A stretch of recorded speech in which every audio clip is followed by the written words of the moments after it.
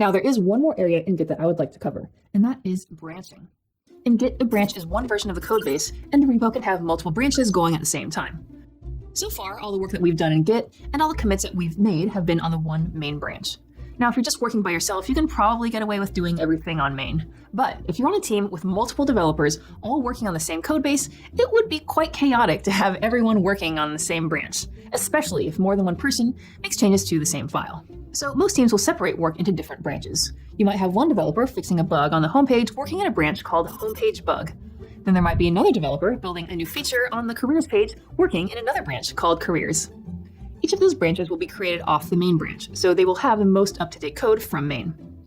Then they'll each work on their own branches locally. When the developers are done with their work, they will merge their branch back into the main branch. This type of workflow is considered best practice when you're working on a team. So even though in this course we can do all our work on the main branch, I wanted to show you a little bit of what working with different branches looks like. In GitHub Desktop, in the top menu, navigate to Branch, New Branch. Let's give it a name of Feature-1. And you'll notice under the name field is a note saying that the new branch will be based on the current branch, which is main. Then click Create Branch. Now, up at the top, GitHub Desktop has the Feature1 branch listed as our current branch. Let's make some demo code changes in this branch. In VS Code, create a new file called feature1.html to keep things simple. And in the file, hit exclamation point and enter to use the Emmet shortcut to add boilerplate HTML. Then save the file. Back in GitHub Desktop, we want to add feature1 HTML to our repo. In the commit panel at the bottom, we'll just leave that default commit message that they have and hit the button to commit this change to the feature1 branch. Now, in GitHub Desktop, let's switch our current branch back to the main branch. If we go back to VS Code, the feature1.html file won't exist. This is because it was created in the feature1 branch, and so it doesn't exist yet on the main branch.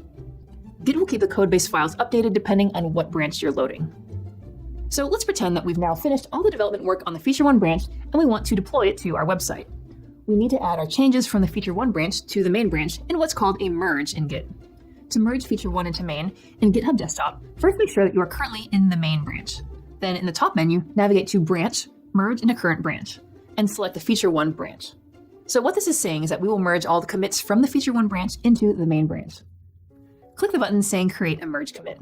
This will merge in the code from feature1 into the main branch, and the change will be automatically put into a new commit on main.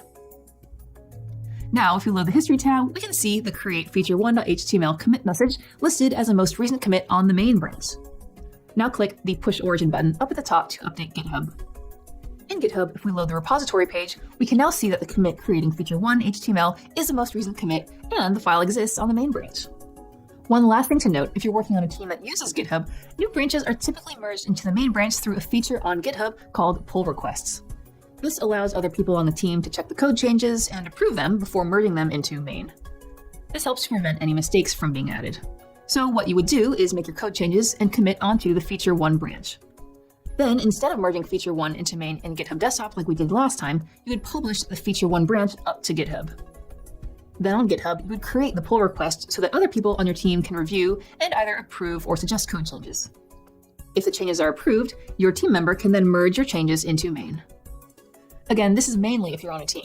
We're not going to be working with multiple branches or pull requests in this course, but I wanted to make sure that you know that they exist because they are common practice when you're working on a team. And that's it for the basics of Git and GitHub.